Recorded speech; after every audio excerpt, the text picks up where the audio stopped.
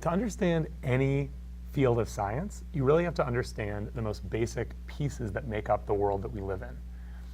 In many classes, whether it's a physics class, a biology class, or a chemistry class, you're going to end up starting by talking about matter, the stuff of the universe and what it's made out of. In this video, we want to talk just briefly and basically about the structure of atoms, molecules, what they are, and how we should be thinking about them. So we'll start with atoms. An atom is the smallest unit of any given element that you can get. The word atom itself actually comes from Greek. There were Greek philosophers who thought about the smallest possible particle that they could make of any substance. And the word atom essentially meant an uncuttable piece, a piece of a substance so small that it had gotten to the point where it could no longer be cut in half anymore or reduced in size. Of course, we can't actually get to the size of an atom by cutting substances into smaller and smaller pieces. Atoms are so extremely small that even if you were to spend time cutting a substance up into really tiny pieces, you could never get to the level of an atom. Even a very, very, very small speck that you could barely see would contain millions and millions and perhaps even billions of atoms and molecules. To think about the structure of an atom itself, all atoms, no matter what element they are built of the same three basic parts: protons, neutrons, and electrons. Protons and neutrons occupy a space at the center of an atom that's called the nucleus. Protons and neutrons also have weight to them. They have mass to them. We say that a proton and a neutron each have an atomic mass of roughly 1 AMU, 1 atomic mass unit.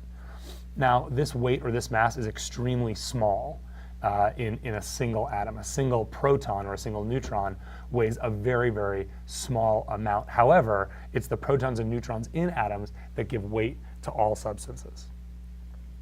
Outside of the nucleus, and actually at a great distance from the nucleus, there are electrons circling the nucleus or skittering around it in what are referred to as orbitals. In the image you see here, the orbitals are pictured as just circles, with the electrons kind of following around them, almost the way that you would think of planets orbiting a star, like our planets orbit the sun. This is called the planetary model of an atom, and it's a good way to start thinking about how an atom actually looks, but it's not the most accurate way to think about how electrons actually behave when compared to the rest of the atom. Electrons occupy spaces called orbitals, and orbitals take a variety of different shapes. And what orbitals are, these shapes that we are showing here, these orbital shapes are really just probability regions trying to describe the most likely places that you would find these electrons. However, the actual location of the electrons could be many different locations around the atom in a three-dimensional space. And in fact, on some level, the location of the electron compared to an atom could be anywhere. It's just that the further you get from the atom, the lower the probability is that the electron would be found there.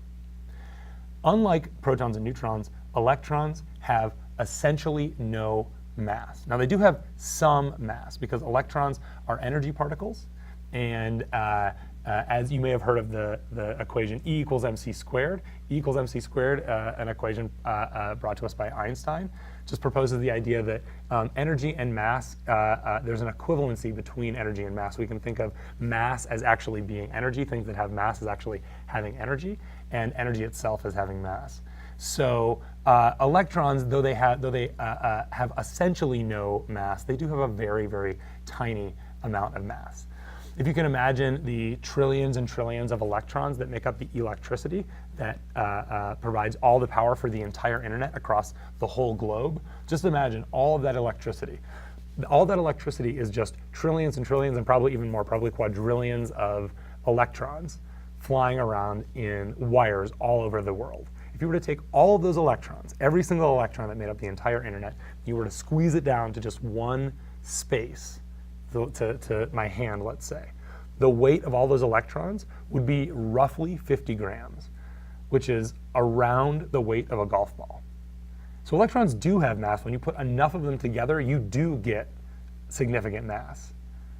But you have to put so many of them together to get to that point that we can essentially say that they're massless when compared to neutrons and protons.